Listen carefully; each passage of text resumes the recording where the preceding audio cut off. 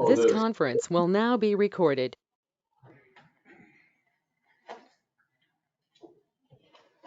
Okay, we are being recorded, yes. This is the scheduled meeting of August 28th of the zoning board of the Village of Winnebago, scheduled for 6 o'clock, and it's, what, 6:01. 6:01 right now? I know, the clock is gone. Yeah, it's on. It's not up there.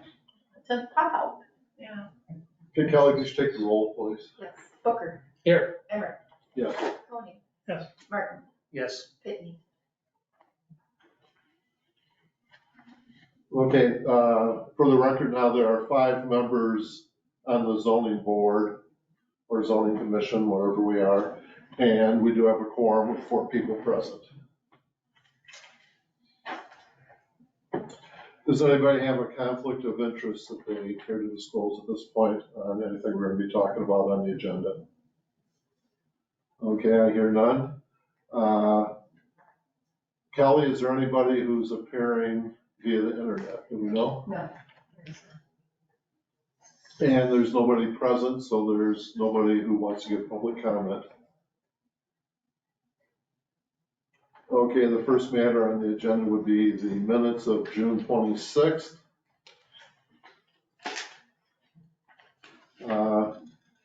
I would move that we approve the minutes of June 26th, 2023. Second by Mr. Booker. Any discussion? We have a roll call vote. All in favor? No, I don't want to do this. Is there anybody who's against this motion? Okay, hearing nobody against it, I would ask the clerk to enter a vote, unanimous vote in favor of the motion to approve those minutes.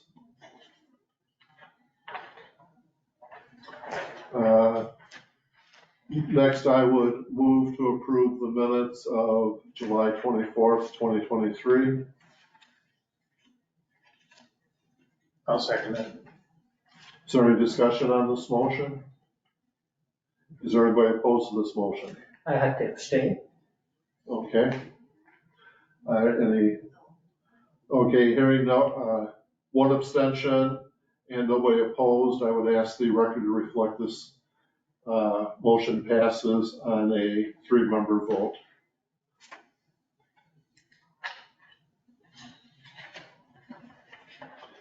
Next thing on the agenda is the variance application for 213 South Benton Street. Where we're at with that is Casper, what's his last name? Manheim. Casper Manheim, who's the village's building inspector, is it?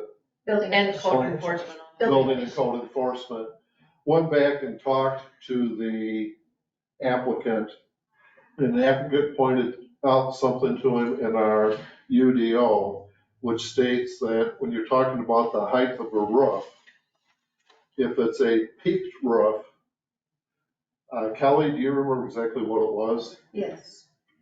It gave various definitions of the types of roofs and how the height is determined. A peaked roof, it is the median distance between the eaves and the peak. Yeah, and that would be the height.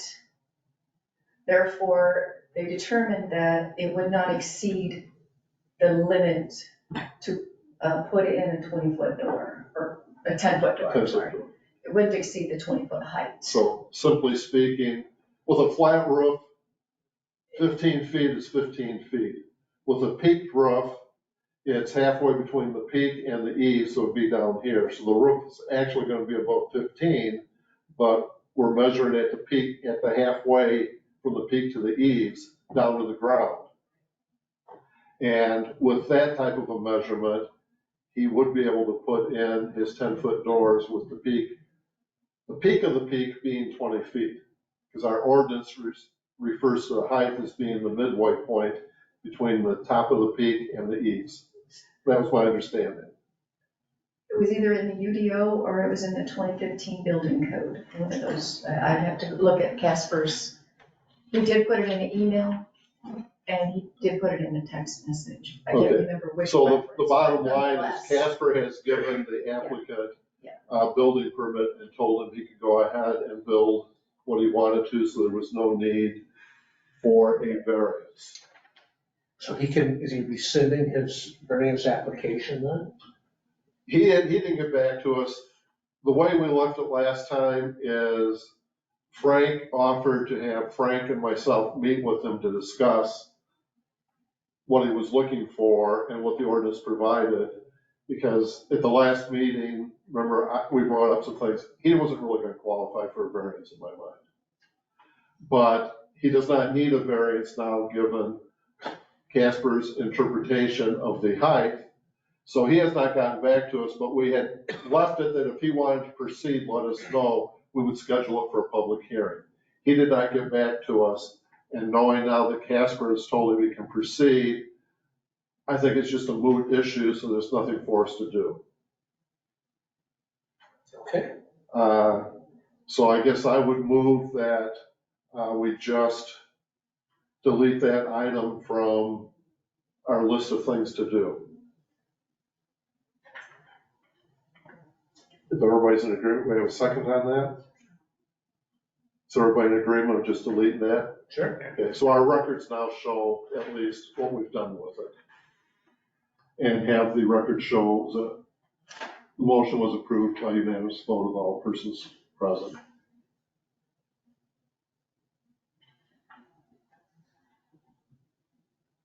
Okay, next on our agenda is discussion of pre-annexation recommendation and zoning classification for 1515 South Meridian Road by Lawn Care by Walter.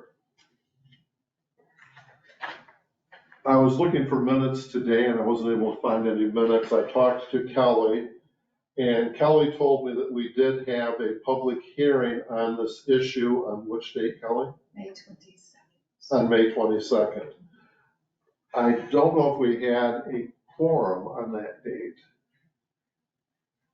Did we have a quorum on that date? I don't think we did. And I believe that Mary had suggested that we had published for the public hearing on that date, so we could go ahead and have a public hearing, even though we didn't have a quorum of zoning members present.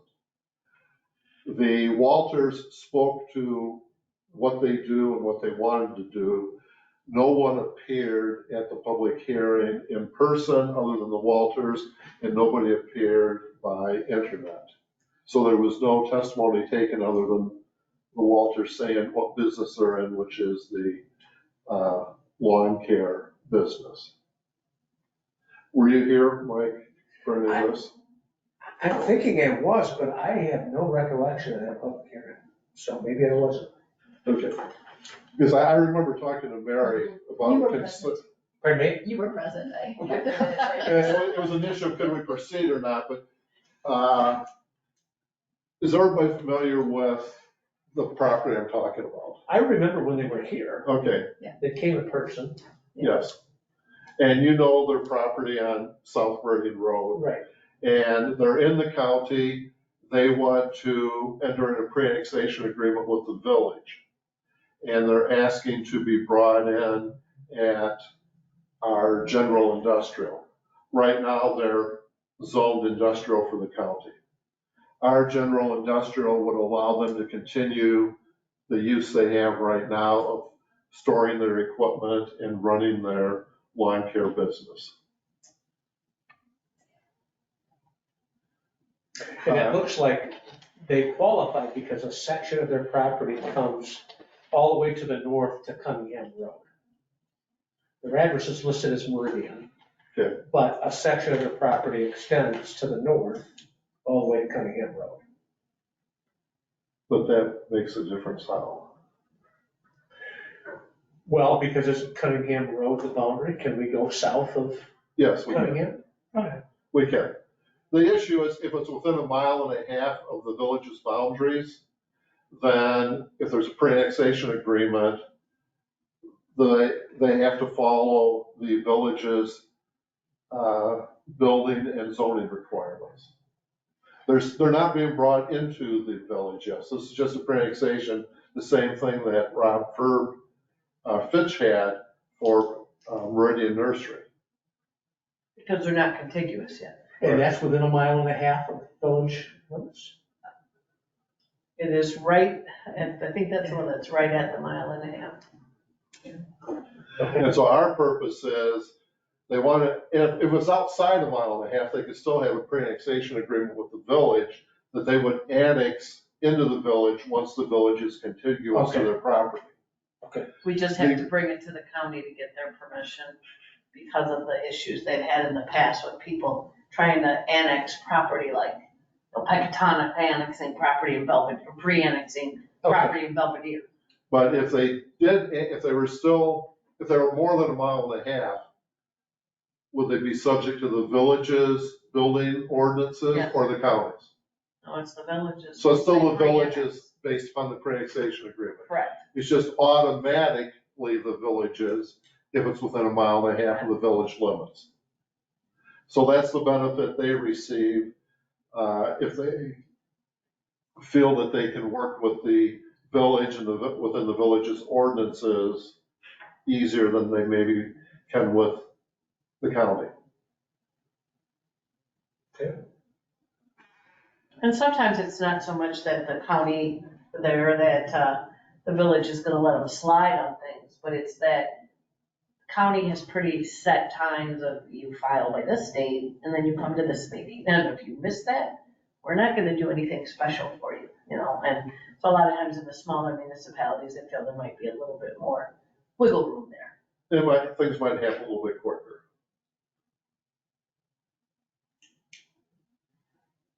Is there any further discussion on this matter?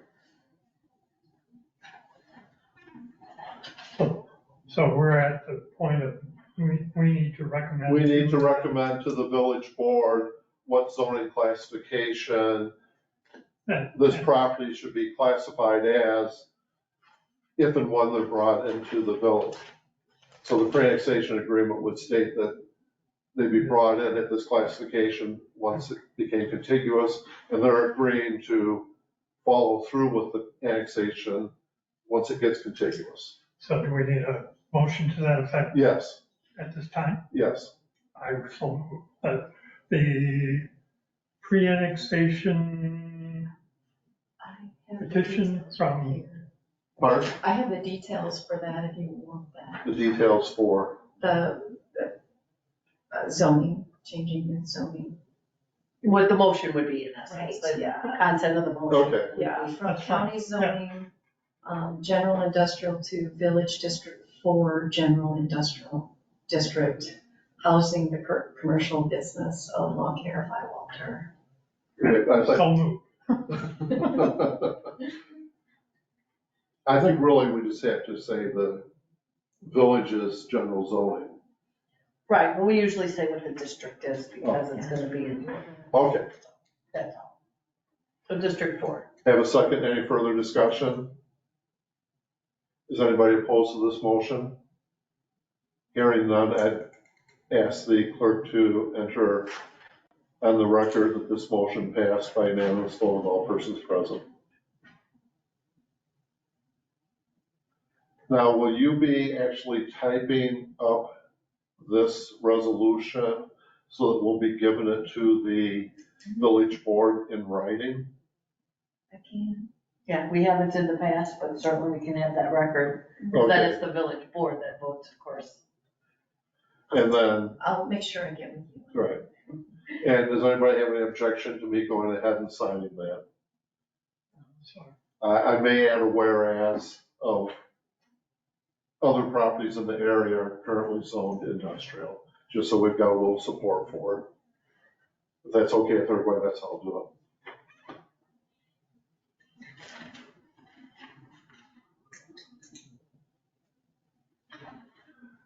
Okay, next matter on the agenda is discussion of the function and duties of the zoning board versus the planning commission versus the zoning board of appeals. And today I went through the UDO to try to find out what our duties and powers are. I don't know if I have everything, but I'll ask Mary to look at it. I just gave it to her today, so I'd ask her to look at it for next meeting and tell me if I've missed something, we can include it. This starts with Frank Eubank had suggested that the zoning commission and the planning commission be separated. We had been known as the zoning and planning commission, and he thought it would be better to have two groups. So the village board did pass a resolution or ordinance changing the zoning board from 7 members to 5. So that has been done. It's my understanding, it's their intent to create a separate planning commission, which may or may not include all of us. But that's something for the village board to decide what they're gonna do.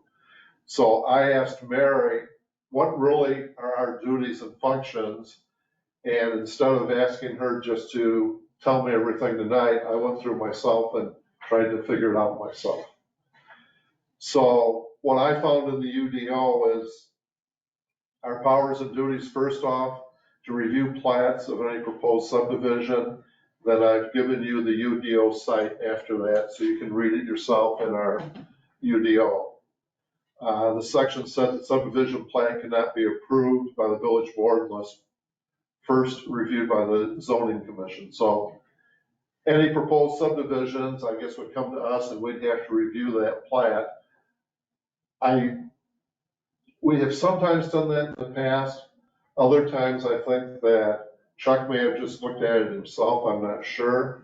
No, what has happened is they give us, supposed to give us 14 sets. They don't always give us 14, but they are then brought to the village office. Whether or not they always get into the hands of the people, because I think there's been, somebody says they're gonna pick it up and then they don't pick it up or whatever it might be. I think Kelly can speak to that, but that's, it technically goes around, goes to the fire department and different places for any commentary. So that's how it's been working. So I think this group of 5, we're gonna have to decide what we want to do when there is a request to subdivide some property within the village's territory. Are we going to sit down as a group and go through it as a group? Or are you just gonna want me to look at it to decide if I think it meets the requirements the same way as the fire chief and such? And that probably comes in with, you turn to the last page, number 5, it's also our powers and duties to adopt rules and regulations to carry into effect the provisions of the UDO. So I just want to raise that issue tonight and have everybody, think about it, and then we can vote on it in a future meeting, how we actually want to do it. Do we all want to get a copy? Will we have 5 copies of this big plat and go through it individually at home, or do we want to take the time during a meeting to do it? I don't know, that could be very time consuming. The other people, the fire department, the building inspector, they probably have, and the village engineer probably have better feel for what the requirements are for a plat than what we do and what I do. We could assign it to a particular member to go through. A particular member of the zoning committee thinks that they have a good handle on what the plat should contain. I myself don't know right now. I kind of have to learn and then look at the plat. So we need to decide how we want to handle that as a group. But I'm not asking anybody to vote on that tonight. Anybody else want to discuss this issue? We can go through all of them and discuss them as a group or discuss them individually. Any thoughts? Before you do that, Okay. can I just give a little Yes. update on what I did is I went to see, okay, we talk about zoning, commission, our zoning board of appeals, and then this planning commission. And it appeared that when the 1957 zoning ordinance was done, they first created a planning commission. Because that planning commission's purpose was to create a zoning board. So once that was done, then that planning commission really wasn't doing anything anymore. But we have over the years used language, planning and zoning, zoning board of appeals, that sort of thing. So there's nothing statutorily that says, this is what this group does, this is what this group does. So I talked to some lawyers that represent other smaller municipalities in the area, and it's kind of a gamut. I can tell you that for those that have two, they generally call it a planning commission, not a zoning commission, but a planning commission. And then they interchangeably use zoning board of appeals. And if they have those two separated, which I think that that's a good idea, pretty much across the board, what the planning commission does is not necessarily everything that's in here that says zoning commission. But that's when somebody wants to do some project that they come forth and they talk to the planning commission about what their ideas are. They want to put in storage units, or they want to put in a car wash, or whatever it might be. Those individuals can be the same individuals that are on the zoning board of appeals. That was my concern as to whether or not they can be the same people. Yes, they can be the same people, and oftentimes are the same people. And then it's really the zoning board of appeals, that's what most of them call it, / zoning board, that decides, or that deals with everything else. Somebody wants a variance, somebody wants a map amendment, whatever it is, then they go before the zoning board of appeals. And you have to think of it that it's not an appeal in the sense that we're used to, a decision by a lower body and they don't like what had happened, so you appeal it. Sometimes it is an appeal because it may be an appeal from what the zoning officer said or the building official.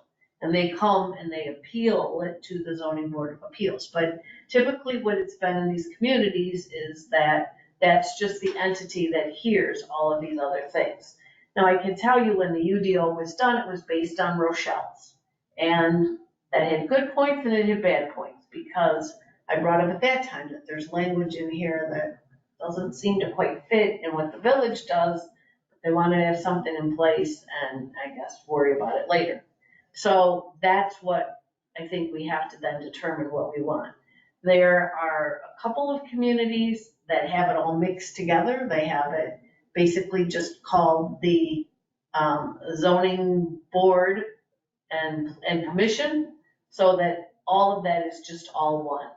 For those that do have them, and so they do all of everything. For those that do have it separated, they generally have separate meetings, but one right after another.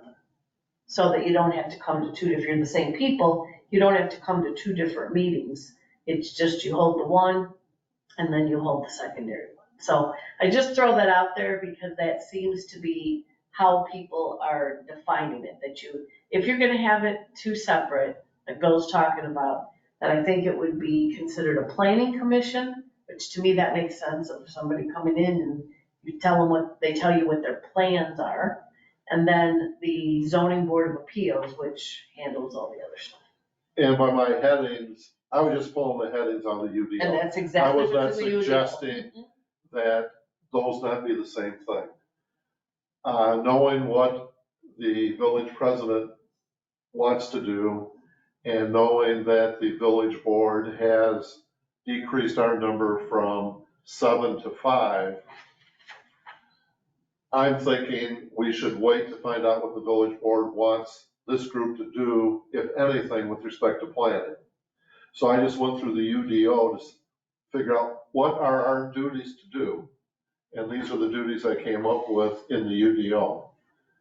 So I'm gonna go ahead and keep going through our duties and then state some of the things we are gonna do or some of the things we aren't, and kind of have discussion on that. Am I making sense or confusing you? No, it is, but can I just, I want to go back to what Mary's talking Okay. about, two separate entities. Could there be a potential conflict if the planning commission is planning something and then the same people goes to zoning and then they would never vote no on it, right? You know what I'm saying? If they're helping planning, it's certainly going to make it through the zoning process. And I brought that up. And I brought in, and it's not to say you can't have different people, but what the municipalities are finding is, you can can see where we have changed our number, they can't get people to be on these boards. Well, and And that's. the because other of that, That's I real, think that's realistic. there's even one community, if you think that's a conflict, there's one community that currently has it done by the committee of the whole. Committee of the whole is basically the board and its various committees. So there you really got an issue in my mind, because you bring your zoning matter before the committee of the whole, the board, village board, and if you don't like it, if you don't like what happens, who do you appeal it to? The village board, the same people that you just were before. Right. So, there, and the attorney that I talked to, he said, I know, I share your concern, but you gotta understand that in certain communities, we don't have a lot of this going on, and we can't get anybody, so we're doing the best we can. I understand. So- And I don't know if there'd be a conflict, because like with the planning, I don't know if they're taking any final action. They're just recommending what to do. Yeah. So like the big one, the elephant in the room is the solar. The solar, I think what Frank wants is go through planning, and then the planning group would make recommendations to the village board as to what the ordinance should have in it. That sort of planning is not contained in this UDO, so I don't see that as part of a zoning issue. Individually, we could raise whatever we want to as a citizen to the village board.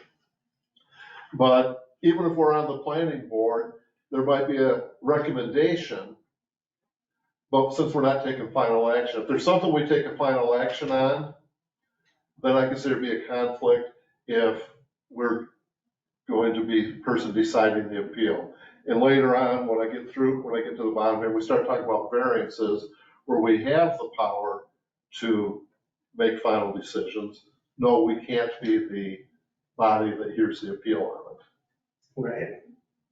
But when it's just a recommendation of what we might want in something, I guess I don't see that as a conflict myself. And I can tell you a common denominator with the other municipalities is that they did not have the village president on the planning, or on the planning commission. And I think where it came in the village to be on the planning commission is that planning commission, which kind of evolved somehow into the zoning board after the years, was that they were going to develop a zoning board. So it would make sense to have the village president kind of help create this. But it's not saying one way or the other you can or cannot, because the statute doesn't say. And But Frank, that was one thing they didn't have. and Frank said he was being uncomfortable being on the zoning board and then possibly voting on the village board, because he'd vote in the event of a tie, right? Right. So that's one reason he wanted to back off. Right, and he finds himself someday acting in the role as advocate for the applicant to Well, that he put his couldn't- constituents, That right? he just couldn't do that. Correct. So for us, I guess when we get to a specific thing, we can talk about it. I don't overall, in the general sense, see a conflict with it. But it's up to the village board to decide who they want to be on the planning commission anyway. It may or may not be us, but the UDO does not specify it. So the village board's going to have to decide how they want it to work. The next thing I saw in the UDO, if there's annexation petition, it's our job and duty to hold a public hearing and make a recommendation to the village board as to what zoning classification should be given to that annexed property. Similar to what we just did on the pre-annexation. If there's an application for a planned residential development special use permit, we're supposed to review it. I'm guessing that we make recommendations. I don't know. It wasn't in the UDO that I read. But again, I just went through it this afternoon, so I will not say it's 100% correct. This will be more of a work in progress. I'm going to ask Mary to see if I missed anything large, for lack of a better word. Okay, there's somebody wants to make a amendment to the text of the UDO, change the wording of it. That could be from a citizen coming to the village board, it could be the village board wanting to do it, could be a village employee, village staff wanting to make an amendment. Our job is to hold if somebody proposes a text amendment, it's our job to hold a public hearing on it and then make a recommendation to the village board that they approve the proposal, deny the proposal, or we could say, we recommend you approve a modified version of the proposed text amendment. So that'll just be actions we'll take when somebody comes before us. I'm thinking that under the UDO, we as a group could, on our own, make a recommendation with text amendment to the village board if we think that is a good thing to do, which I'll discuss later with you guys. Do we want to still go through this UDO and make some suggestions? Because I think this needs to be tweaked. And if the other members on this board agree, then maybe we should go through it and make recommendations to the village board. But I think you should do this. If a majority of this board says, no, I don't want to get involved in that, then we won't do it. And remember, we're dealing with the UDO as the, in essence, zoning ordinance. Remember, for a long time, it was pounded in everybody's head. UDO is only for new construction. Right. The zoning ordinance is everything Existing. else. So, but then they had an ordinance that basically said we're going to, in effect, use that for everything. With grandfathering, the old property doesn't have to follow some things. Right. So this is what we're talking about there. If somebody wants a petition for a map amendment, basically they want to change their zoning from agricultural to business or whatever, business to industrial, those petitions come to us. We hold a public hearing and we make a recommendation to the village board to approve or deny the petition. So we handle the rezoning requests. The zoning board of appeals powers and duties. To hear appeals by any person aggrieved or any officer, department, board, or commission of the village affected by a decision of the village code enforcement officer, village building official, or other village staff member relative to provisions of the UDO. I didn't really realize this was in here, and this is what we're coming to, appeals. Broadly, that means to me that if the village building inspector or code enforcement officer goes out and writes somebody up, that person who's being written up would have the right to appeal that to the zoning board of appeals. And we would have a hearing on it and then make a finding of, I guess was the hearing, was the code enforcement officer correct or not? And, you know, I'm gonna have Mary look into this a little bit more because I was surprised at this being our duty. Normally, like with the county and the city of Rockford, you cite somebody for a code violation. There's an administrative hearing officer process that they have their hearing. Yep. It's either found, unfound, that there's no violation, or if a violation is found, then they assess a fine. Then the property owner has the right to appeal that to court for an administrative review. I don't know if the village has an administrative process set up for hearing code violations. I do know that Dave Kerlinkus, who's an attorney in the county, told me he's a hearing officer for the village handling towing cases. With the county, we do the towing and the code enforcement on the same days. Mary told me before the meeting that there might very well be an administrative process the village has for deciding code violations or adjudicating them, but it's in a separate ordinance from the UDO. And it's only junk and debris. And so I'm gonna ask Mary to tell us what that is, what's already in place.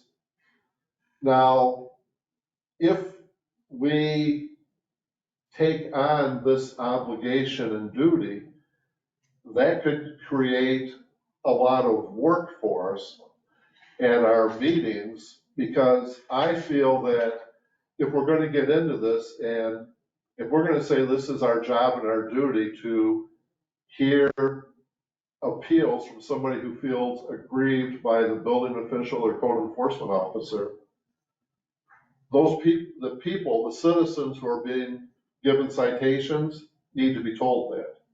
Because I don't think anybody knows who to complain to if Casper writes them a citation. I know one particular person didn't know what to do and was told by Casper to talk to Kelly, which Kelly has no power and no authority to do anything with. So who would they go to? There really isn't a place, and according to the ordinance, that seems to be us. And like with the village, with the county, when we had time limits and stuff, we're writing people up, we put in our citation, you have the right to file, like if there's a decision at the administrative hearing, you have the right to appeal this for administrative review within 30 days. We let them know what their time requirements are.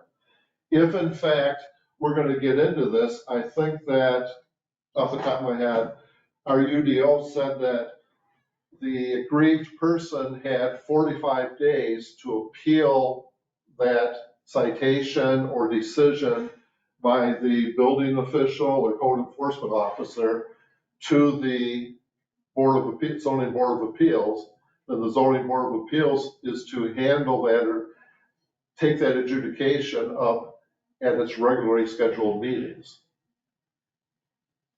So if we have this obligation as broad as what I'm thinking it is, and maybe it's not when Mary looks into it, but it's that broad, I feel that Casper or whomever the village employee, whichever village employee is citing people, they need to add in that citation how they appeal that decision and who they appeal it to.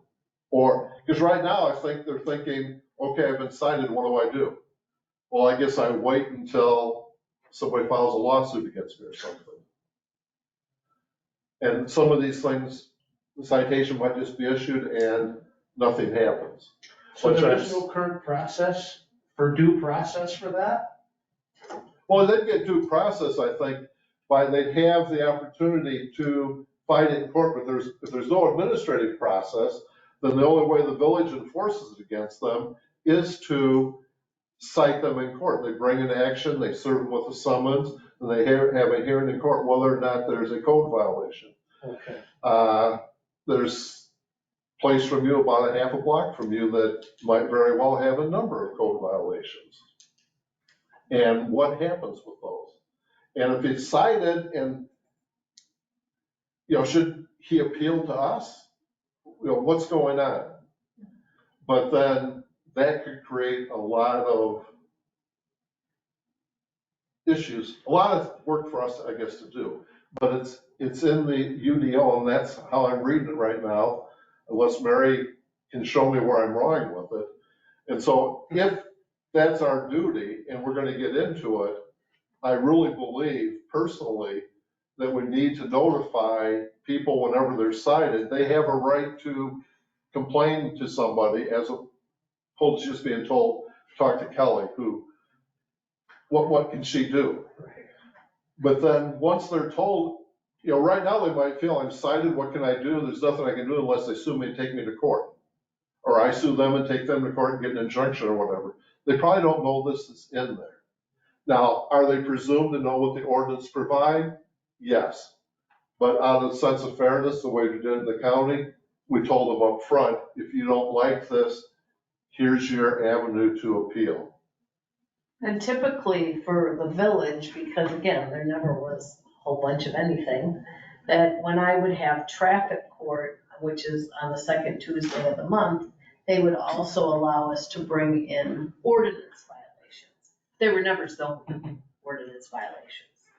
If there was a barking dog complaint or something like that, we would have it then. The only administrative process that we have is under the junk and debris ordinance. We've got a process for that, and it goes to the village police department, and we have that sort of hearing.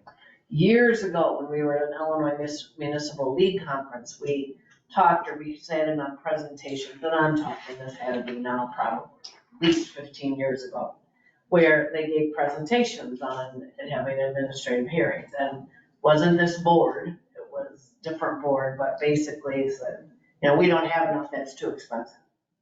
We don't want to have to set up that sort of process and whatnot, so.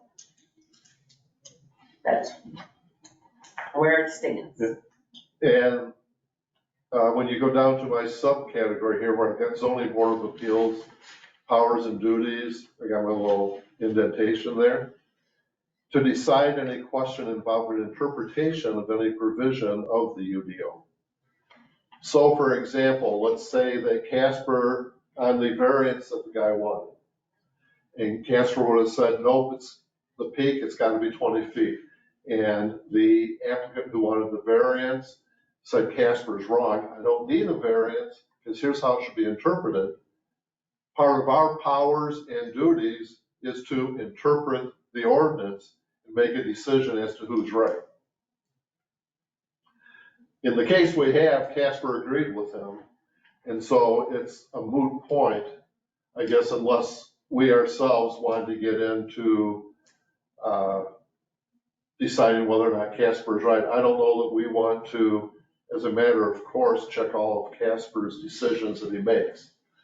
The way Kelly described it to me and Casper described to Kelly, it seems like that's a correct interpretation of what our ordinance says, so I took it at face value and decided not to push it, which is what we voted on tonight. But that's just an example of what something can get to us. So like when Casper went out to him originally and said, you can't do this, he could have appealed that to us as opposed to a variance. And then if he lost, then he would have needed a variance to do what he's doing.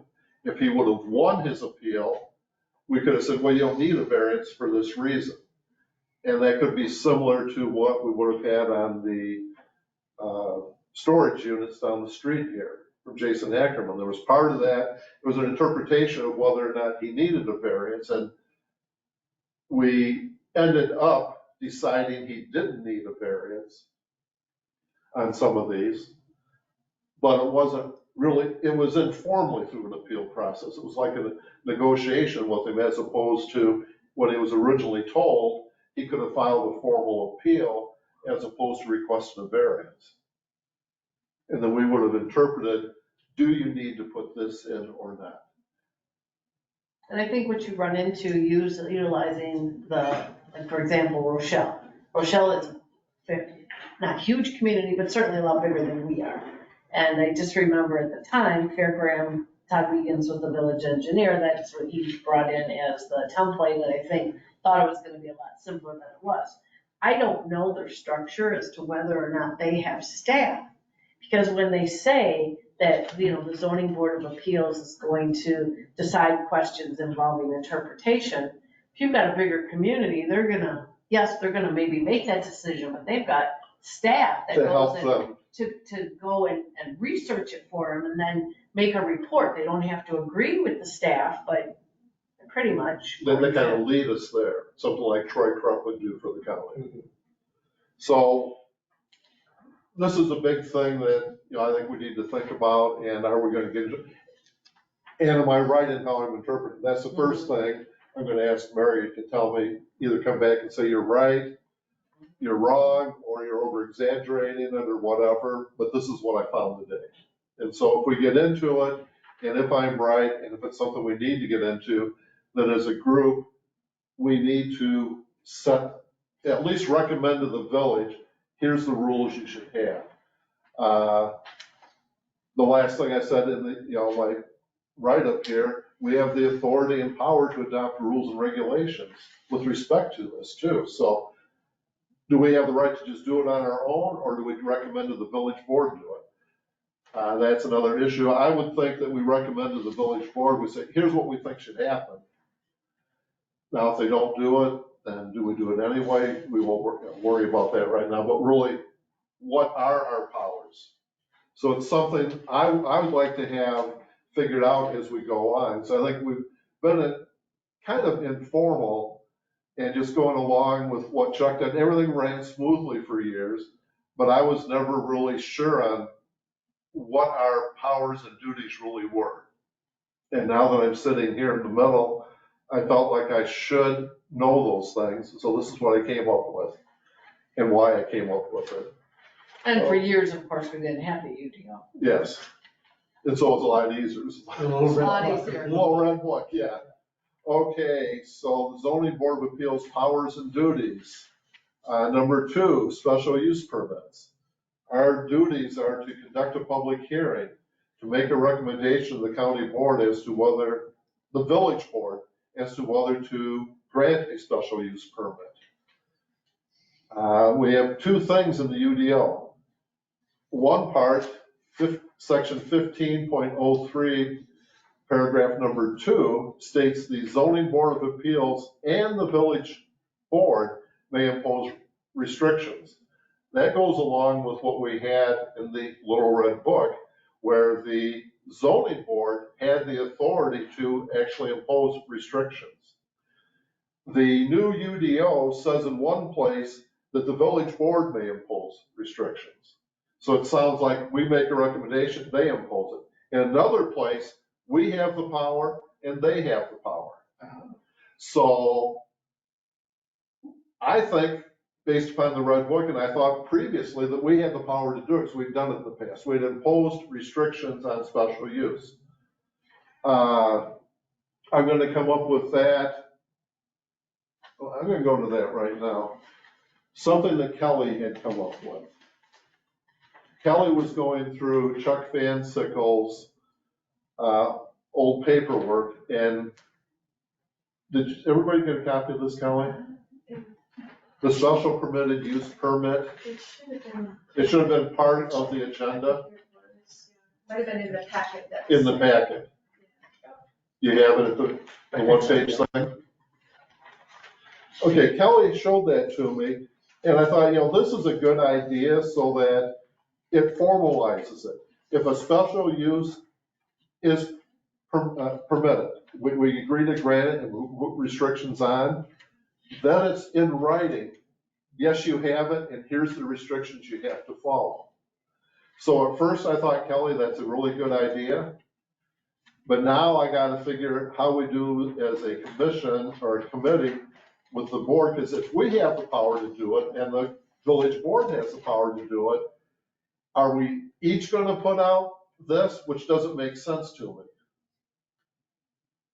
Or do we just do it and the village board not put it in writing? Well, I believe back in the day before the UDO, that was probably part of what the 1957 ordinance or policy or procedure that maybe Chuck had at the time. Yeah, that we actually had the authority to do it. So I don't know if we should do it with respect to special permitted uses, because the UDO is a little bit in conflict between who has the authority to do it, or we both have it. If we both have it, that could create, in a practical sense, problems, because we impose one thing, they impose something else. Legally, as long as they don't conflict, there's no problem. And I think what this was intended for back in the day was that the zoning board / zoning board of appeals would make recommendations of the restrictions. The board would pass the restrictions, and then, well, where's the actual document that says you have the special use permit? So that's what I think, how this got But created. Chuck was actually signing it himself, though, at the bottom there. I know, but I'm saying he would be doing that, I think, after the village board Oh. had approved it. Then somebody's actually giving the permit, like the Okay, village not building quality. official gives the building permit. So, and again, I have not seen this, so I mean, in all my years, nobody ever issued one of these that I saw. But see, I also remember 2 of them that we just entered our restrictions ourselves, and it never went to the village board. It was passed in ordinance. It would pass an ordinance, it would have been passed an ordinance formed by the It village was board. good, because you made the recommendation for those restrictions. I remember you were very specific. No, I'm talking about years ago, Oh, Yeah, yes. and we had restrictions on buds, and we had restrictions on Oh, what used to be and that's not documented. Dean's Feed, the feed store.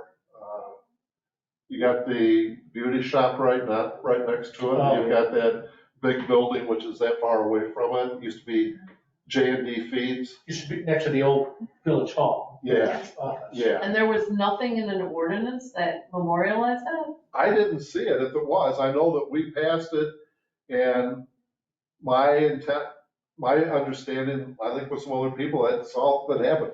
We didn't recommend, we just said, here's the restrictions, and it passed. Hmm. What So, year was that? You have any idea? no, I mean, I could go back to the minutes. A long and see time if ago. it was just but it would be noted. similar now.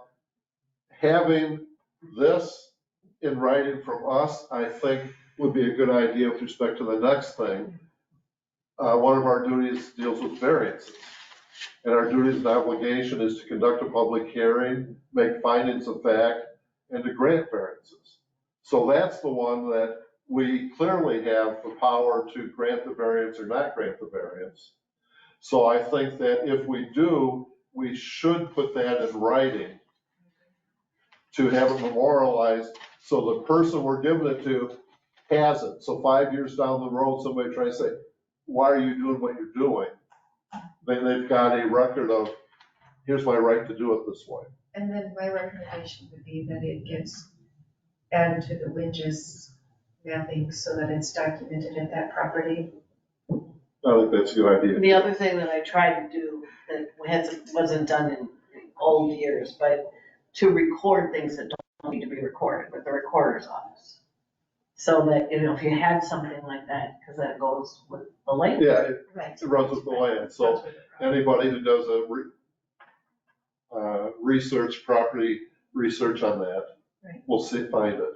Yeah. So I like your idea. I think we should do it with variances with respect to special permitted use. I think we need to get a better feel of, do we have the power to do it? And the village board have the power, so we'd each do one? Or does the village board want to say only they have the power to put restrictions on? We just have the power to make recommendations. I think that needs to be cleaned up or cleared up. And I mean, I've never seen it, but it could happen. I've never seen it where the village board doesn't take the restriction recommendations of the zoning board. It's always been just pretty much a rubber stamp, but your But point's well taken. It's kind of, Could be. Yeah. Could be an issue. and then again, annexation was one of the powers to recommend zoning. I talked about that above. Then we have the power and duty to adopt rules and regulations. So within these things that are within our powers, you know, we can enact some rules and regulations. And one of those things I think we should look at, that I did not make a copy of for everybody tonight, but maybe before we go, I'll ask Kelly to make a copy of it. You guys may have already received this. Frank sent an email with an executive summary on applications for permits, application for zoning changes and stuff, where the people would then maybe have to pay a fee or whatever. Do you want that right? Yeah. I do better with paper in hand, so I received that email some time ago, but I don't know that I read all the attachments. I do remember, I think Mike Booker talking about this application that Frank had suggested, and you had some recommendations that you thought would be good tweaks to this application, which we're passing out. So I'm gonna pass it out to everybody, and then at our next meeting, I would like us to go through that and make any recommendations or changes we think should be made and pass that on to the village board. That's where we get into the recommendations of charging fees for certain things and getting certain information from the people. I think there's been something in the past where, like for a pre-annexation agreement, there was a requirement that the applicant had to notify people who lived within 250 feet that there was gonna be a public hearing, and we had problems with that because the applicants did not send out the notices with respect to Cash Drive Right. and Rob Birch. And so I think our recommendation might be that the village attorney do that or village staff do that, so you know that the notices were sent out. So we're not put in a situation again where we've published for a public hearing, we're gonna have our public hearing, we're ready to go, and we find out, well, the people weren't notified. Then what do? Do we continue the public hearing, or do we have it that night like we did and ask for waivers, but then Mary couldn't get all the waivers? So it was just a mess. So things like that, I think we should make some recommendations to clean that up. The village board should do a lot of this, and then that can be covered by the fees that the people pay for the change they want, for the zoning change or the variance or whatever. And the, what are, other costs of the public hearing. If it's gonna be a big public hearing, you might want a court reporter or something. You might want to rent out the school cafeteria. I personally believe if you're gonna have to rent out the school cafeteria because somebody wants to make a change, they should pay for that, as opposed to the school doing it free for the village. The village didn't create that want. Right. It was the citizens, so they're the ones that should pay. The school district shouldn't absorb that cost, because they're gonna have a cost of custodian being there and stuff. They should be compensated. So it's issues like that that I think are in this application process that we can look at and make recommendations. And I feel that comes under our authority to adopt rules and regulations as contained in the UDO.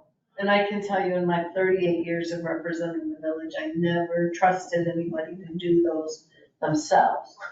As to that one, we had Jason Ackerman that had done it, and he had done it correctly. And then it's like, well, the village is trying to save money, so that why would they pay me to do what that person can do? And it didn't work out for the next person. Okay, like I said, just go ahead and read that. I know Frank sent it up. I think it was, does it say May? I don't have it in front of me. Frank's email. This, Or this was dated is, October.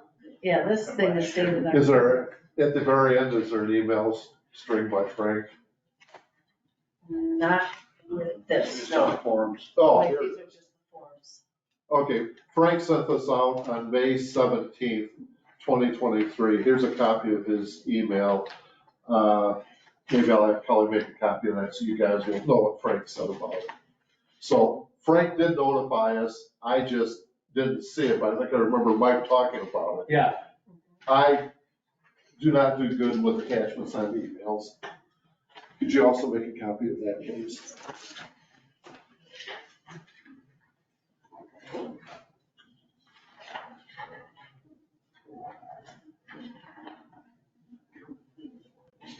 Okay, does anybody have any further comments they want to make about the zoning commission powers and duties, or the zoning board of appeals powers and duties? Or you just want to kind of think about it and then talk about it more at the next meeting? I think I'm getting the nods of think about it and talk about it at our next meeting. So that I can update, you know. And then Mary more. can see if there's things I missed, or maybe things that I have over exaggerated. I doubt the latter because they read as they read, but you know, Yes. just see if there's something more. Okay, number 7 on the agenda, the Hubbard property at 108 West Main Street. I think that we need Kelly on this. Did you check this out, Mary, or was that Kelly? What was that? The Hubbard property. I think that was Kelly. Okay, everybody knows there was a house that Steve Sterling used to live in. As I recall, the issue was with with an alley that's never been No, built. there's 2 issues. One, our map shows it, I think, as being Sold residential. appropriately for what he wants on it. Or no, maybe our map shows business and Win just showed residential. I think this map right here shows it already being business. It was a house in the business Right, district. that's right. That's right. Kelly, with respect to the Hubbard property, were you able to confirm if that is currently zoned residential or business? According to our records, it's Zoned.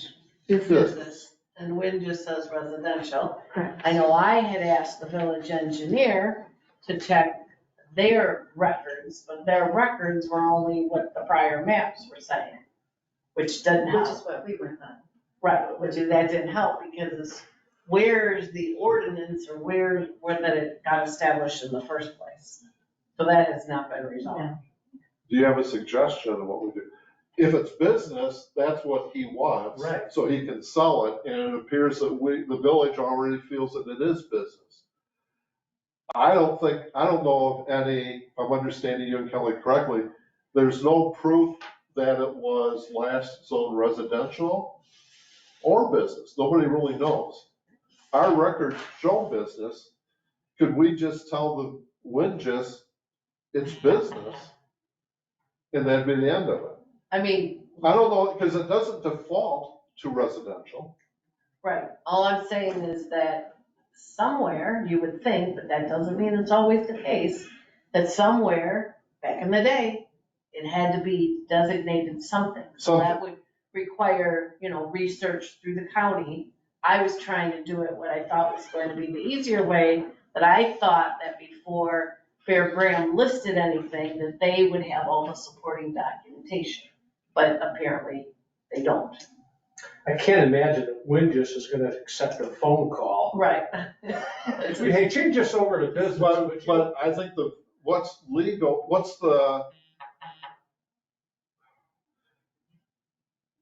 what legally matters? Is it the village, if the village says it's business, I think it's business. Windjust just gathers the records it can from the village and puts on what it thinks it is. And there could have been, Windjust has no authority to say what the zoning is or isn't. they should only, yeah. And what if there was an error made? Yeah, We found. so I don't think Windjust really has any legal authority on that. I think the village has it. The village says it's business, but Is the village comfortable saying that it's business when the village doesn't really know? Doesn't have proof that it's business, I guess. Would it be better for us to just have it rezoned we business? could, but we'll have to have a public hearing and stuff. And I don't, do we want to charge Hubbard the money for a public hearing? No, I think it should be done, I agree with Brian, it should be done legally, it should be binding, there should be evidence that we took the action and no expense to the applicant. I hate to say this, but are we gonna run into that same scenario with many of those that are up there that are zoned to family? Do we have something that states that they are? I can't tell you. And I mean, could the village board just say, pass, I don't know, we have to really have a public hearing. I don't know that we have to change anything. If the village makes a finding on its own, then it is business. Because right there, it says business. The village's own records say it's business. So why have a public hearing to change something just because Windjust said it was something? Windjust has no legal authority. Right, but we don't have, well, at this moment, I'm not saying there isn't a record, but we don't have any readily accessible record Right. that I can just hand you to say that this is when it got changed to that zoning. Now, I do have, but Kelly, you probably got the same thing, I don't know if you've gone through them, but every zoning ordinance from day one that I would have. Now, that doesn't mean, that's a way we could verify, to say, do we even have it? Because then, it may be, I mean, there were records from the past, long before me, that are just missing. They could have been in somebody's garage. We can't do anything about that now. So, but then to me, it would almost be a clarifying. It's clarifying, but it's not necessarily change. So I'm saying, why do you have to have a public hearing if there's no change? It's just a clarification by the village that we're going by what our maps say. Yeah, I just think it's safer to have a public hearing, then you've allowed the public their chance to say they don't like that zoning, and We then went through the right nobody will steps. show up. And But they'll- then, all the other properties that we might have out there with the same issue that Kelly's pointing out. So have one public hearing. No cost. you know, and bring in, and of course, we would have you gotta publish in the newspaper, so there'd be that cost. And you gotta put the legal description. But if we had them, at least ones we know, we can do that Well, after we've If done you're the gonna, job. if you're gonna do it, I think you wanna do them all at once, and I still think it's a clarification as opposed to a change. Right, or affirming, we take a vote affirming the zoning in lieu of any other records that, you know. County or anybody. Just if someone ever challenged the zoning, what are we going to give them to say, well, this is where it got zoned this? Might have been 500, you know, a lot of many, 50 years ago, but if we don't have something, I just think, But then what is it? Now, it's not presumed to be residential. It's not presumed to be? Well, it has been for a long time. I think, can't you have a house in a residential? Can you what? Can't you have a house in a residential? right? I mean, a house in the business. Could, because it does That take house in the was lower. there for 100 years. But it may have been built in a business area. Maybe. We don't know, but I agree with Mary, if it were ever to be challenged and we just said it was, I think we would lose. Because we didn't have a proper process, we didn't have the public hearing, we didn't allow the public to speak on And it. so I don't know that we lose because we only lose if there's a presumption it's residential in the first place. And if the village wants to do that, I would think, and that's not, we can't do that, the village has to do that. Where I still like the idea they're adopting what they have here, but I'm not opposed if they have the public hearing and have them do, let's get all those issues raised. How many of you know Lynn just doesn't agree with our map? And that's the exception, that's why we do it, that's why we've done it. It's because there is a conflict of information. Well, there's some inconsistencies with that. Some up there at McNair and Swift Street, you'll see it's indicated up there as 2-family. But it's also single family at the same time. So it's property with 2 zoning, which I don't know how we can do that. Is the map the only binding documentation we have for any property, or is it binding? Well, normally it's not the map, it's that we rezone and we have a rezoning ordinance. Well, you gotta go back to the original zoning from the 1800s, Right. because that's what it was until it was changed, if it was changed. But what was it originally? And I'm thinking the map is probably more accurate than what Lynn just says. But I understand what you're saying, it'd be nice to have some finality to it. But if there's a number of them, it'd be good to have them all at once. And the only caution I have, and I guess it's being overly cautious on behalf of Harvard a little bit, because I think it's probably business, because it's written there as business. I would hate for the village board to say, no, it's residential, then he has that problem when really it is business. Because we've said it's business. I think that's more probative than Winchester. Legally, in my mind. I just would. But I understand what you're saying, somebody could raise the issue, it's a cloud on title. And so you're erasing the cloud on title by doing what you're suggesting. Right. But how big of an issue is that? And that kind of goes along maybe with the alleys.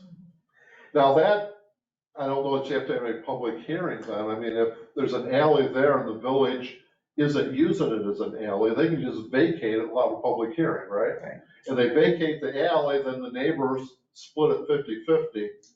And then it is the way it's being used. Because there's an alley over here, you're familiar with what I'm talking about? They're not using it as an alley. If there's an alley there, it's going through the building at the other end of the block. So it probably should, if it is an alley, it should be vacated, because it's not being used as an alley. But there's a number of them according to Kelly, so. I have one. There's a strip between myself and Charlie Cunningham's house that is mapped as an alley. Is that going, north and south. North and south, okay. Right, between mine and the corner house, there's an alley there, because Goodling Street was supposed to come through, Okay, and it never did in the cornfield. So my house should be facing to the east rather than to the south. okay. So if Bruce Hubbard were to try to sell that property to a business, and it went through, a bank for mortgage and such, if they pulled that up in Winges, could they stop the process of, wait a minute, you can't put a business there? And then they're gonna It's come to the residential. village and say, could you prove to us that, what the zoning is of this? And the zoning's what the village says it is.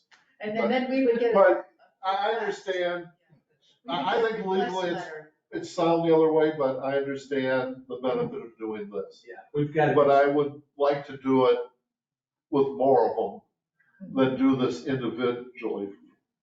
What, Well- I think we have a more immediate situation Correct. with Hubbard. So my suggestion would be is that we figure out Hubbard.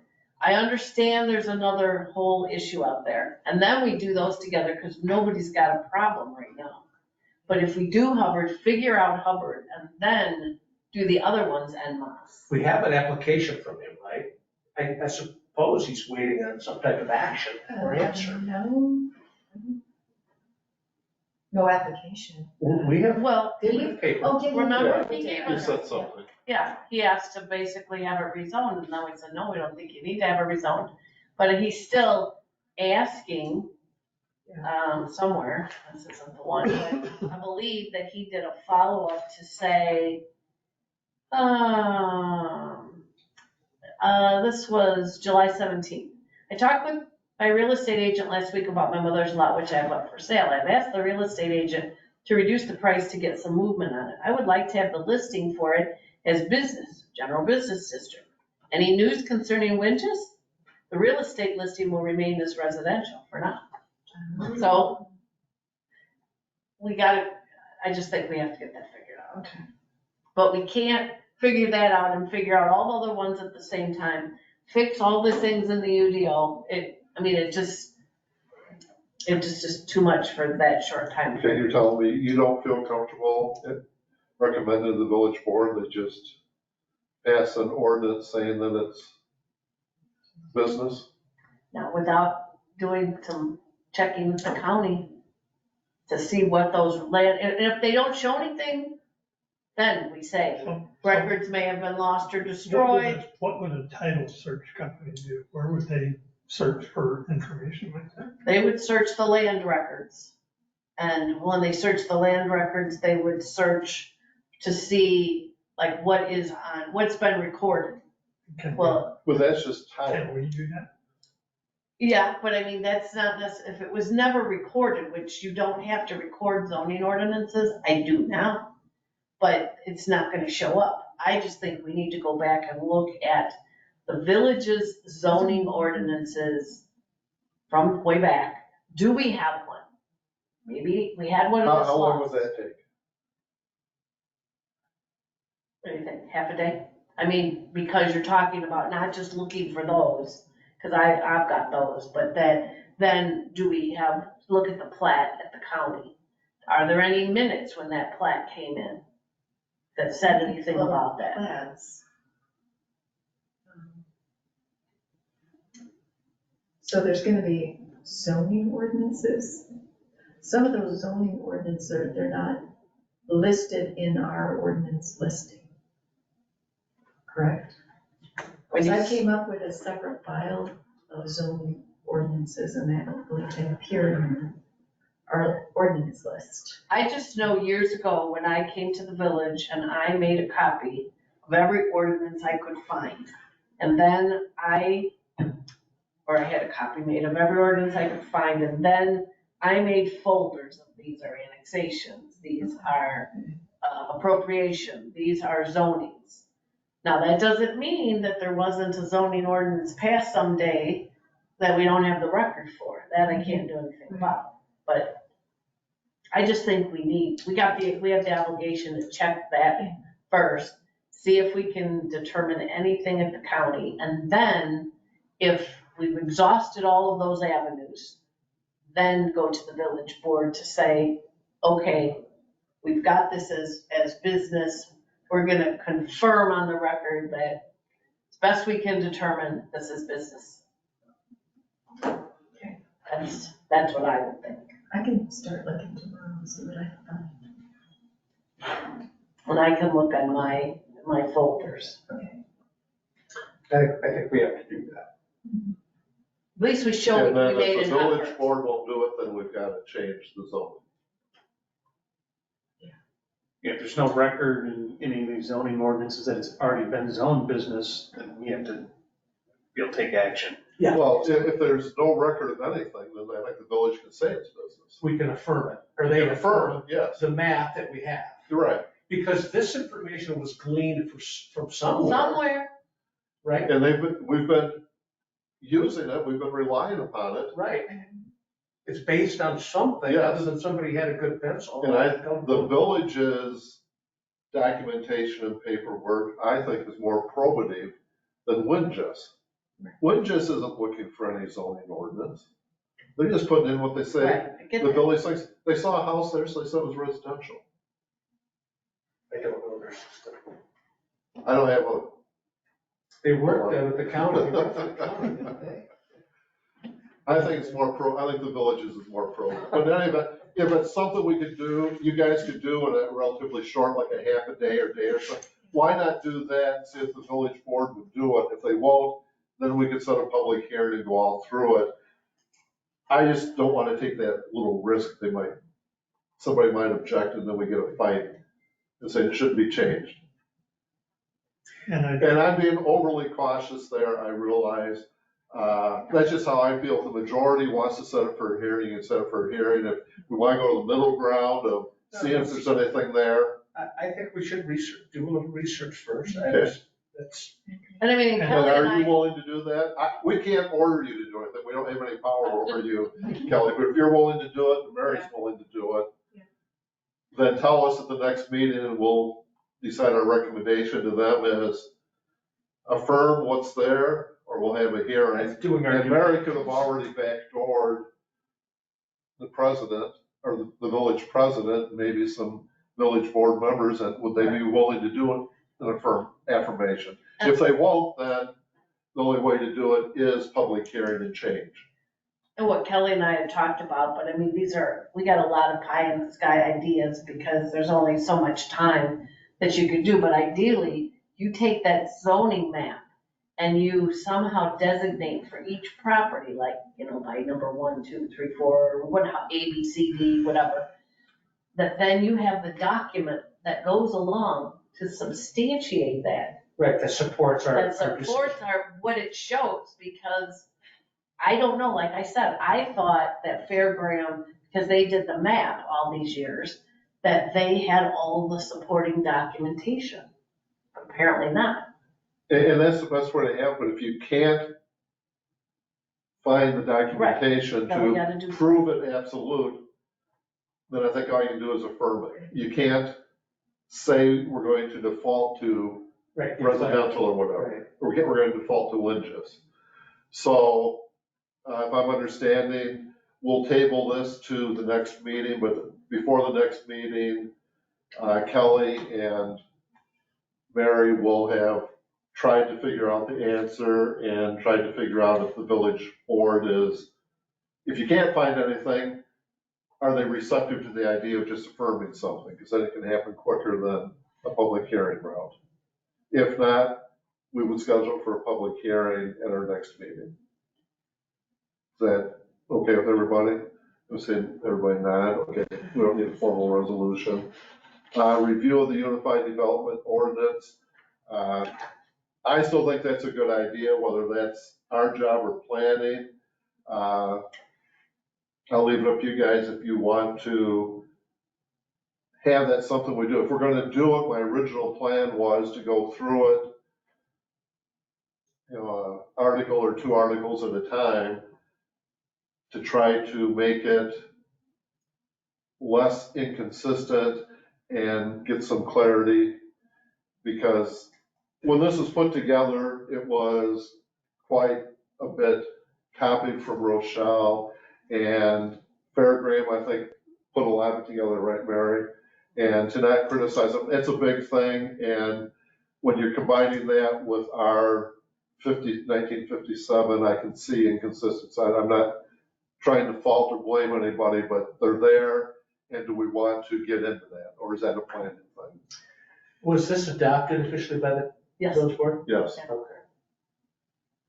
after, I mean, that was like 3 years in the making. 2019, But December. I mean, it was worked on for at least 3 years, because what happened is we had countless meetings where we started with the roof shop. And then we had a committee that would go through it and say, this is how, oh, we don't like that, we don't want that for the village, so then So that fairground process already took place. would change that. But what happened, but it's a committee doing it, not, and it was saying, this is what we like, this is what we don't like, then, but not necessarily taking each one of those and then comparing it against what Comparing we the had. whole. Were there any conflicts? I mean, it's tried, but that, and then all of a sudden we had some development. And I was like, okay, we're getting this passed. I mean, that was what was told, we were told. And I'm not, again, not faulting anybody, because it was a long thing in process. But you're always gonna Well- find those sorts of issues. I guess going through it, it's going to, like that, it's going to be a long, tedious process. We'd have to do it, we'd have to break it down and try to Right? find inconsistencies. I know that with things I was putting together with respect to the solar ordinance, I've got a lot of stuff in there that I think there's inconsistencies that don't make sense. With respect to what we were, was a simple one. Are we the planning commission, or we the zoning board of appeals? Right. What our powers are and stuff. Do we have the power to enact restrictions on special use or not? Those are just some things I've run into. With respect to landscaping, with the landscaping you have to have with, what's the one that I always forget, Mary? The research technology something. Yeah, Right. RTO. RTMP. And the RTMP allows you to do everything that, it lists what you can do. Like, there's 20 things for, what are they, specified uses, what am I saying? Permitted uses. You've got these permitted uses. They specify, let's say, 25 of them. One of those 25 is general industrial. General industrial, which they adopted from 1959, allows anything above it. Well, then, what are these other 19 things? Because if you're adopting general industrial as being a permitted use in this research technology, then research technology can do anything. And I don't think that's what they want. But I don't know anybody's ever brought that up. So there's little inconsistencies like that, that maybe I'm being overly picky from the job I had before, I don't know. I'm gonna just throw something out there, idea. What I think, and it's kind of dovetails on what Bill's talking about, but I think it would not be a bad idea for this committee to look at the UDO to see what it says, Where what? what it says, To read it. you know, Oh, just yeah. to take it in sections, to read it and discuss it, not to say at that moment, okay, we gotta change this, we gotta change that necessarily, but figuring out, well, what does it say to begin with? I think you almost have to have that starting point I agree. before you can start Because critiquing it. if our job's gonna be to interpret that, if somebody files an appeal with us, we Right. need to know what it says. And I gotta admit, I've been on zoning board for many years, and I didn't know what this said, but then I was operating under the 59 all those years. I heard about them doing something with the UDO, but it was never really brought up, or, I'm trying to think how long it's gonna take me to read through that, All- because all every would- 10 minutes I'm gonna fall asleep, right? Well, and I was just saying too, that it would literally be broken down, not Little light reading curve, that it would be broken down so that a portion of, you know, and but then you're right. we'd go for All each joking meeting, so you aside. can see, what does Yes. it currently say? Do we like that? Do we not like that? I mean, you certainly can make a comment about that, but I don't think that's the time to say, you know, we need another comma there. Or, because Right. I know I tend to do that sometimes, I'll start to get too internalized with it. But I think just what does it say? What do we interpret this to mean, and do we like this for the village or not? But at the same time, I guess I would want a little bit more thorough, because if there's sentences in there that don't make grammatical sense, we may know what they think they're saying, but I think we need to point that out so that we know that needs to be changed. And if some of that is punctuation and stuff, it should be identified. Maybe not changed now, but there are things in there, I do believe, that you'll read 3 sentences and you won't know what it means because there's words missing. Okay, I guess I just wouldn't want to get, we ran into this when we did Lexipol. Lexipol is the rules and regulations for the police department. We had a committee that was made up of the police chief and which was then Chief Stockburger, and Sergeant White at the time, and myself and the head of the police committee. Well, we would go through and we would be focused on, okay, we read it, and then we would spend another hour saying where all the commas were supposed to be.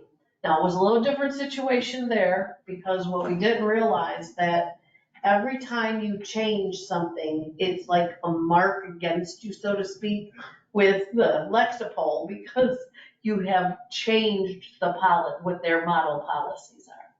So we would have what they considered 100, not errors, but 100 deviations.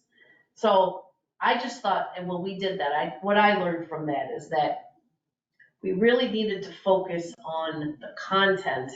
And then certainly you can mark up in your own copy what the changes are and then give them to me. But I just wouldn't want us to be so engrossed in the grammar of it that we miss the main point. Is that That's all. Lexipol, is it Gordon Graham's? Yes. Yeah. Yeah. That's what I thought. Been a while. And I understand what you're saying, I guess, I've come closer to, I don't need to go all the way to all the commas and stuff, but if there are things that don't make grammatic sense, or it's an inconsistency that we've already gone through Article 2, and I would say Article 4 is inconsistent with that. Oh, We absolutely. need to point those Oh, things out. absolutely. We need to note them somewhere. Yeah, I'm just saying I don't. If we feel that is part of our, if it's not part of our job, then it'd be easy enough to pass a resolution of this committee suggesting to the village board, and I'll give you 10 or 12 of them. We found these inconsistencies or vague terms, we think you should do something. But I don't think anything will be done unless we do it, is my personal opinion. I'd be okay with maybe assigning a chapter a month or something and reviewing it and then discussing it. Except when you get to zoning, because it's 60-some pages long. I think you gotta break it up, Yeah, I mean, the first ones, you might go through 2 or 3 articles, it might not be that bad. One of them will be the definitions, you probably don't need any changes there, just. Right.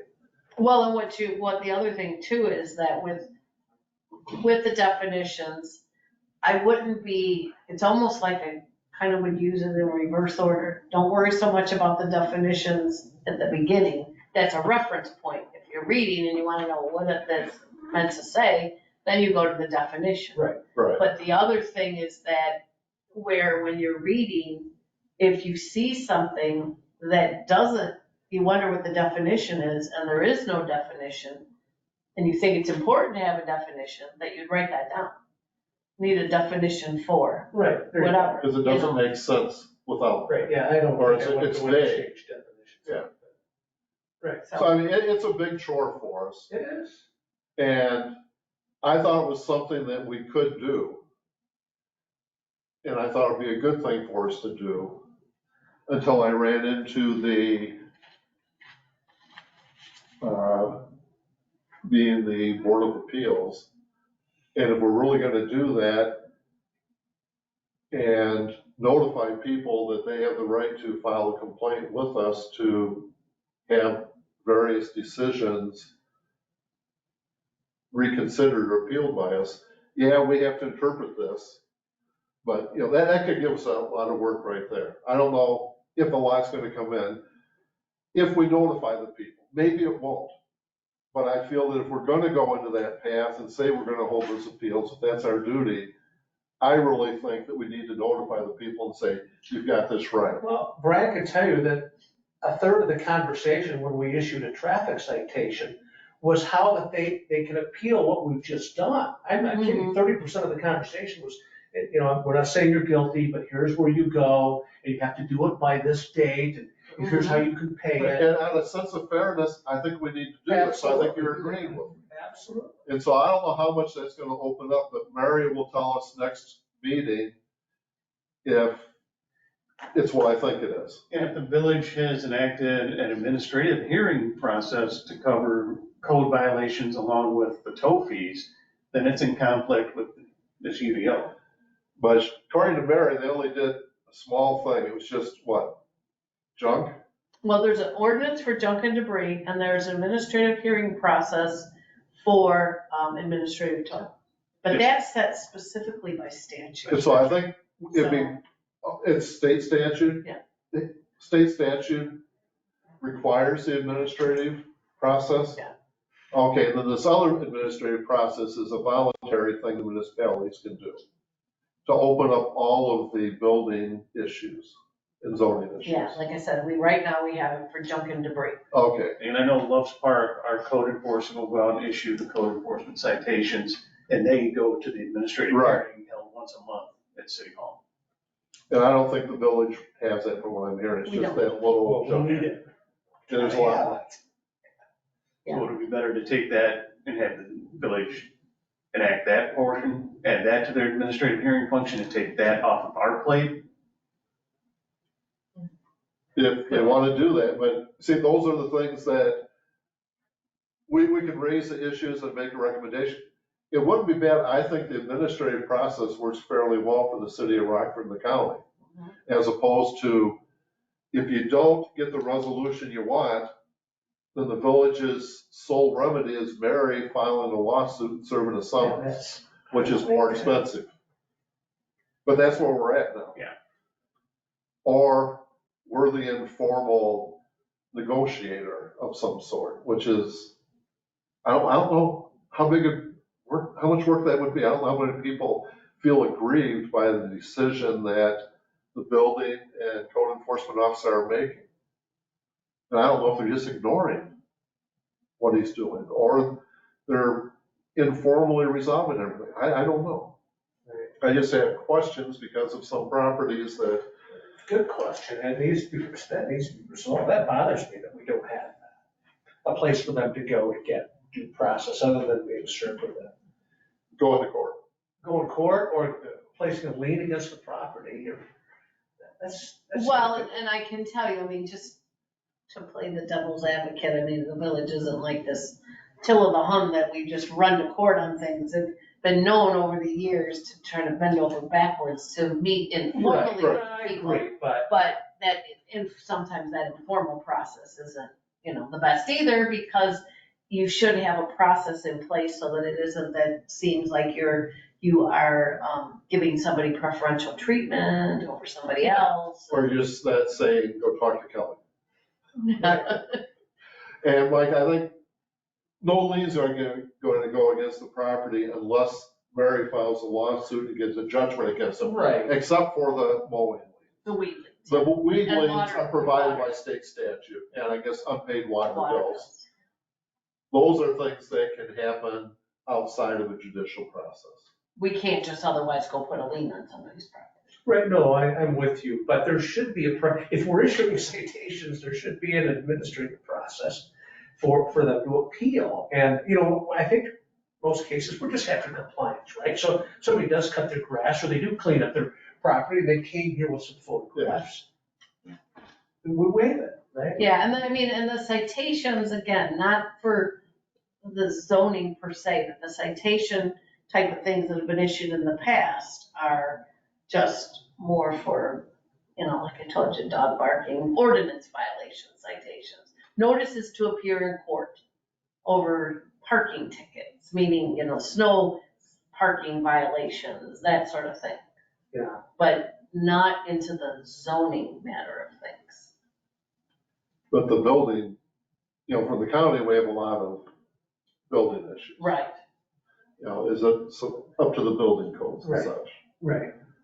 And now they would have to go to court. The way I'm reading this, if they're cited with that, Mary can file a lawsuit, but they also have the right to appeal to us, I would think, before Mary would file a lawsuit, the way the UDO is set up.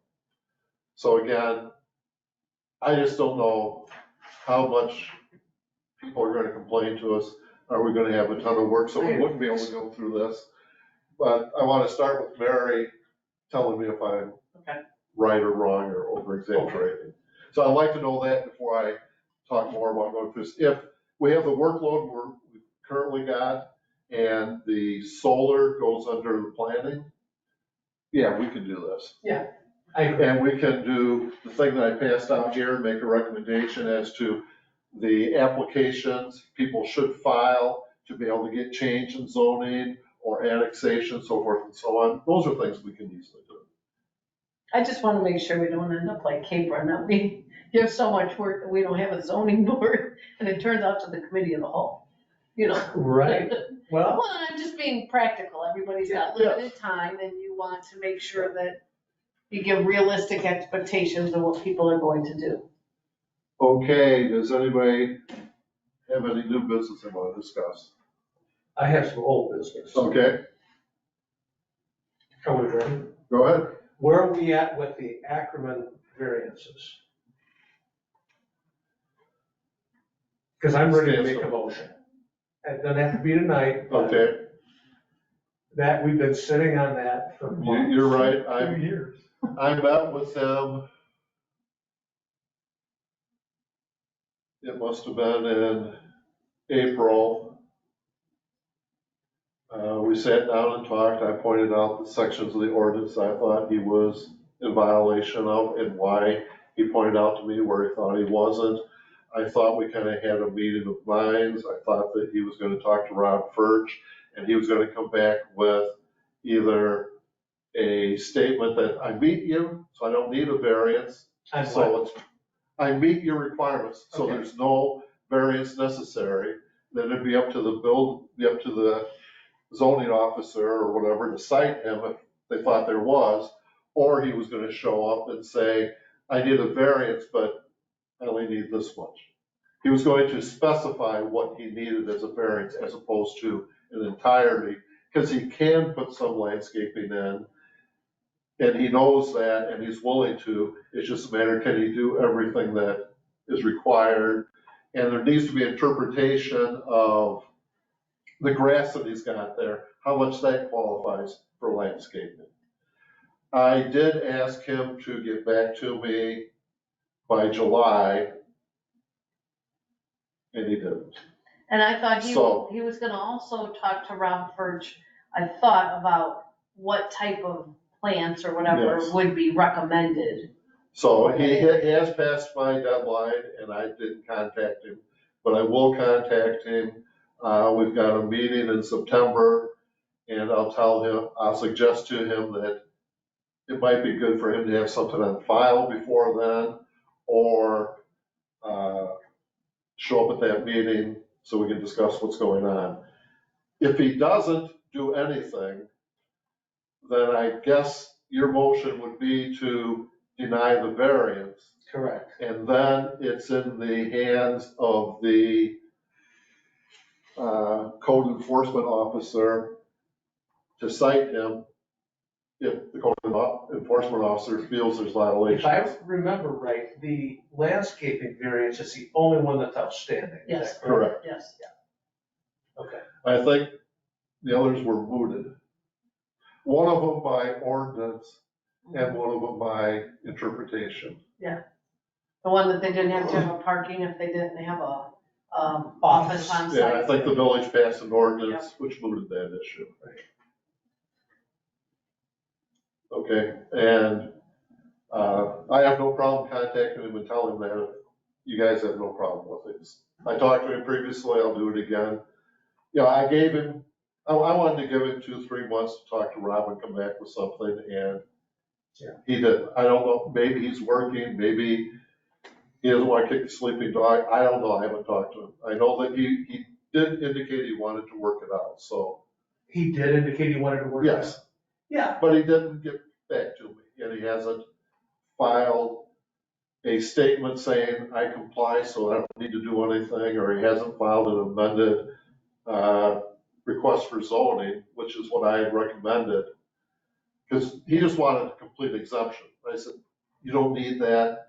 You can ask for it, but you really qualify. And I think that he agrees that the complete one is not the proper way to go. The proper way to go is, I can only put this much in. And if this much doesn't meet your requirements, I need a variance for that. So it's a minor variance. We're still faced with the end results of, we issued him a building permit, all those other reasons that we talked about giving variance for some of the other issues that he had, like the lack of light. I don't think we're asking that, we're just asking to give us a reason, give us something. Because it can be precedent setting. Okay, you're right. Kelly, put it on next month's agenda. I will talk to him ahead of time and we'll see if he files something or shows up. And you don't want it to look like, because you have someone who is a member of the village board, that nothing's being done. It's a tough situation all the way around. Yeah. And so It's just, tough on him too, because right. I did raise the issue with him that if you just say you think you comply or don't have to comply, let the village sue you. And you might have some good defenses, and you might win in court, but then the village isn't stuck with precedent, because That's correct. they tried to enforce it, they lost in court. I don't know that he feels comfortable with having the village suing as a board member. So I think he wanted to do something, but it hasn't happened. You make good points, Mike. All I can do is, I will talk to him, or I'll try to talk to him before the next meeting, and Let's get either get him here or get something in writing, or you make a motion to make a decision on his variance. And you're aware of it, I'm aware of it, you were here during the hearings.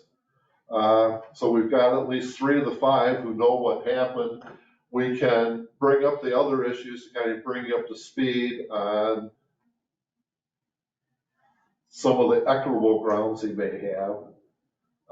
Just real briefly, I don't know if you're aware of the problem. Part of the problem was he was given a building permit to build the buildings under the thought that we could give him a special use to build those buildings on that property. And it turned out, we found out that mini warehouse was not a proper special use for the zoning we had given him. And that was like, 9 months after we had given him a special use. And the construction was. The construction had already started, and he was told by the building inspector at the time, what he was doing was okay. He was told by who's the road, Public Public Works, Works Director. that he did not have to put landscaping in. But that was a misinterpretation of this code. He did not have to file a formal plan for landscaping, but that doesn't mean you don't have to put landscaping in. That's something Mike and I talked about. It's different. So there was equity on his ground that had he been told up front, he could have built a smaller building and he could have complied with the landscaping which is necessary. He might not be able to do it now, but since he was told it was okay by the village, he's got some estoppel, he's got some detrimental reliance. There's lots of issues, but the bigger issue is precedent. If we don't bring it to a head with him, the next person who does that, how do we tell them? He didn't do it. You're stuck, so we have to do something with him. So I'm inclined to tell us how much landscaping you can put in, and if it's 15% short of what the ordinance requires, we might be able to come up with grounds with a variance because of his detrimental reliance. But you can't say that you don't have to put any landscaping in, because there is room to put some in. Except for the grass. And I'm looking just to make everybody as whole as possible. And I'm asking for the world. But we don't want somebody else in town to say, you can't enforce your ordinance against me because you don't enforce them against him. Who's a village board member? And he wasn't a village board member at the time, but it just makes it worse now. Right, and. And if he wasn't a village board member, we still had the same precedent. Right, correct. And so give me So- a reason, just give me a little reason to say this. It'll be on next month's agenda, and I will talk to him ahead of time, and hopefully we can get something from him. He's had since April or whatever I talked to him, so I don't have a lot of sympathy for him. He's had plenty of time to talk to Rob to come up with some plans that can put in there. And I think too, we have a situation where, one, it's been addressed with employees that you can't make these representations. And two, that we now have a village building official that I believe is more And, amenable right, to reporting things versus just doing and not saying, you know what I mean?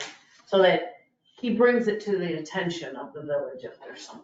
and our village president is working on formalizing the process, so it's clearer and easily understood and things, and so. And the UDO was very recent at the time of Ackerman, right? Yeah, because we hadn't really had. And so when the public works guy said you don't have, when the public works guy said, I can tell you, I can exempt you from giving the formal plan, from doing the landscaping, he really thought he could do that. And so Jason thought he didn't have to put the landscaping in. The ordinance was passed in December, and I believe we met with the Ackermans either in January or February. So I mean, there were a lot of mistakes on both sides. Right. And it's built, and the bottom line is, I still firmly believe, this is where Jason wanted to push it. If the village took him to court and asked for an injunction to make him tear those buildings down after what happened, I think the village loses. I don't think a court's gonna say, tear all that down and start over. But on the flip side, you can't just ignore. You can't do nothing. Right, you can't You're do right, nothing. yeah. Pretend it didn't happen. So that's why we're all scrambling, and at one meeting, when Mike was new on this board, I spent, about 10 minutes trying to explain to you why I'm trying to fit a square peg in a round hole. Right. I'm going, wait a minute, why do we even have this for? Yeah, because I mean, we were stretching things as best we could. I mean, it was a strange public Why hearing. are we trying to make? I was asking him questions to help him get a variance, and he didn't want to give me the answers I wanted until he finally realized I was trying to help him. But then Mike and Mary made the point, we can't do that. Because we need to be a board that listens to the evidence and makes decisions, and we don't want to set a precedent whenever somebody comes in wanting a variance or a special use, we help them get it. They need to hire their own attorney, they need to present their own evidence. Otherwise, we do it for the people we don't do it for the people we don't like, now we're treating them unequally. Right, treat everybody. So there the were same lots of problems there, based on the state. yes, Yeah. but there were reasons on this one that I felt we need to do it, because I think he wins, but he doesn't want to he doesn't want to go to court and take that chance. Or he doesn't want to be sued and find him in court, so it doesn't look good. So I think that's a good thing on his part, yeah. Perfect storm of a lot of things. Yeah, But let's get it put to bed. That's all. okay, good. Anything else? Motion to adjourn? So move. Second? Okay, anybody opposed to it? Passes by unanimous vote. Who was second? What time? 7:50. 7:50, oh yeah. Good to see you, Brian. That's, here I ask you, and then the first meeting you come, I'm not here. But that's our annual family soiree up in that Wisconsin.